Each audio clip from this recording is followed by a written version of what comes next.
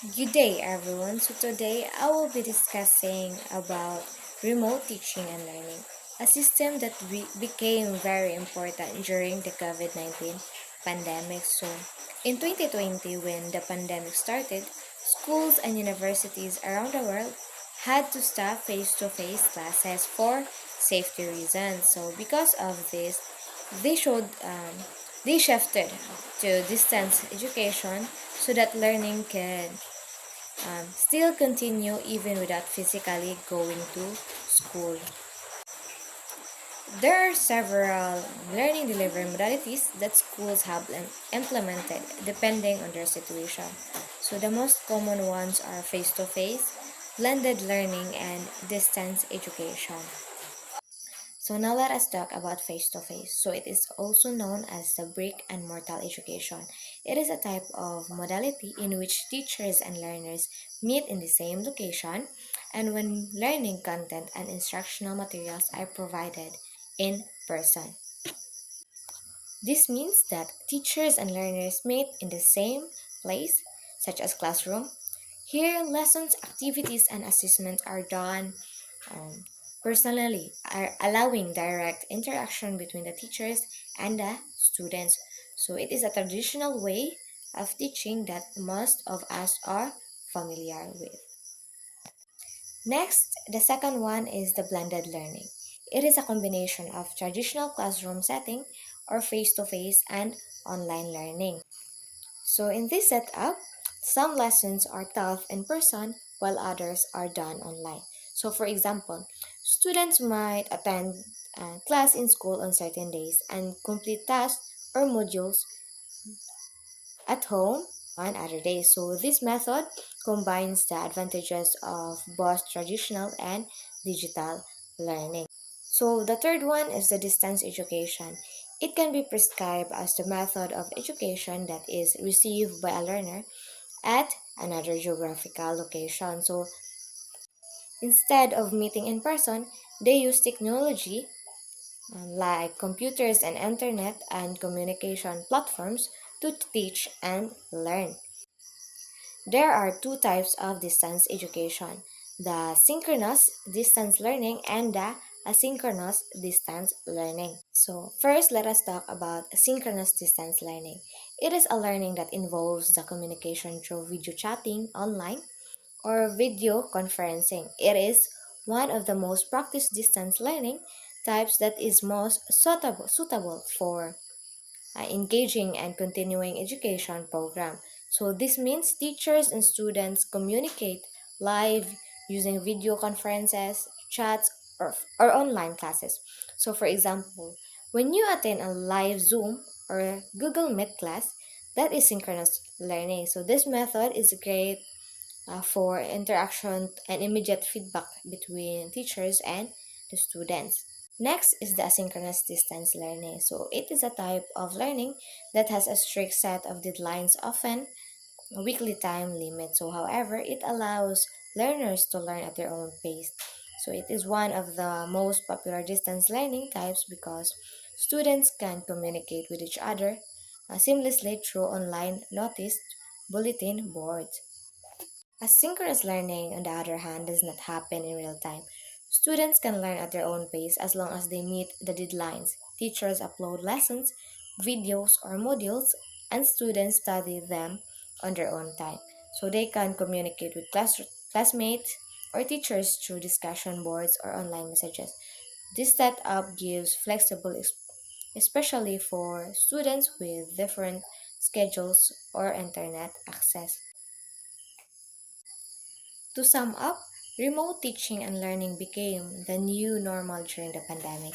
It opened opportunities for flexible education through different modalities, like face to face, blended, and distance learning, each with its own advantages. Even after the pandemic, these learning methods continue to help teachers and students connect no matter where they are. Furthermore, the Department of Education has released DepEd Order number 12 series of 2020, which presents the delivery modalities that can be adopted by the schools depending on the COVID-19 restrictions in its locality. Aside from face to face, blended learning, and distance education, already mentioned above, schools can also implement the following learning delivery modalities. First is the modular distance learning. It is a type of distance learning in which students use self learning modules, SLMS, which can be in print or digital format, and additional learning resources such as activity sheets, textbooks, and study guides. This is the most common type of distance learning in the Philippines. Students use self learning modules that can be printed or digital. These modules come with activity sheets, textbooks, or study guides that help learners study independently at home. The second is the TV radio based instruction. This is, this is a type of distance learning that uses LMS that will be presented in the form of video lessons for TV or radio scripts for radio, of course. Lessons are taught through television or radio programs. The learning modules are turned into video lessons and radio scripts so students who don't have internet access can still learn. The third one is homeschooling. This is a type of instruction that will be facilitated at home by qualified and trained parents, guardians, or tutors. So, in this setup, learning happens at home and is guided by trained parents, guardians, or tutors. So, they follow the different curriculum and ensure that students meet learning goals. So we have here a diagram based from the Department of Education shows the algorithm for learning delivery modalities. It serves as a guide for schools to decide the most suitable learning method for students when face-to-face classes are not allowed. The process starts by asking if face-to-face classes are permitted. If not, the schools must select from different distance learning modalities depending on the learner's situation. If the learner has access to a strong and stable internet connection, they can use online distance learning, either synchronous or asynchronous. So, if the internet connection is unstable, students can use digital modular distance learning where lessons are stored in flash drives, CDs, or other offline devices. So, for students without internet or gadgets, the next option is home based learning through TV, radio, or printed modules. So, this ensures learning continues even without digital access. So, finally, if parents can fully take charge of their own child's education, they can choose homeschooling, which allows a learner to happen entirely at home under parental supervision.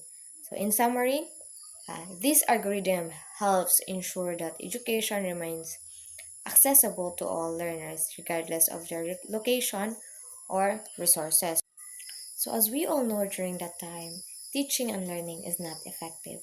Why? Because some students can only rely on what their classmates answers, what they can search in the Google or any social media platforms or apps that can help them to answer with their modules. Alright, so let us move on to massive open online courses.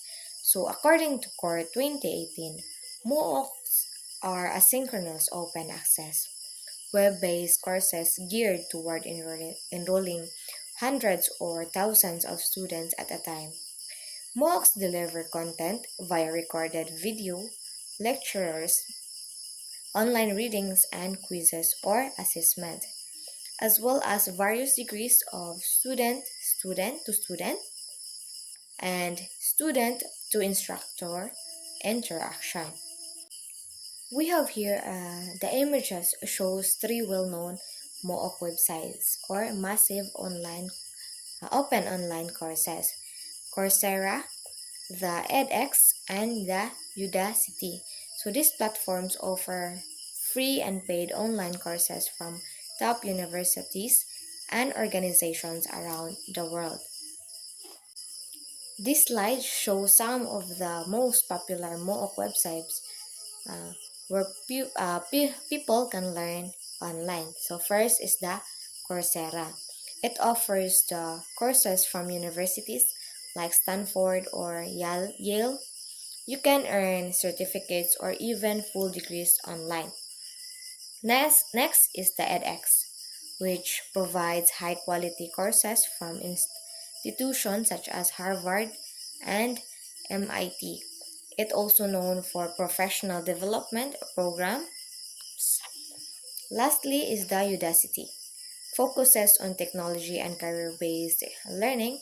It offers programs in fields like data science, programming, and artificials or AI. So these websites are useful because they can make education accessible to anyone, anytime and anywhere. They follow learners to study at their own pace and improve their knowledge and skills even outside the traditional classroom. So that would be all for my part, and thank you.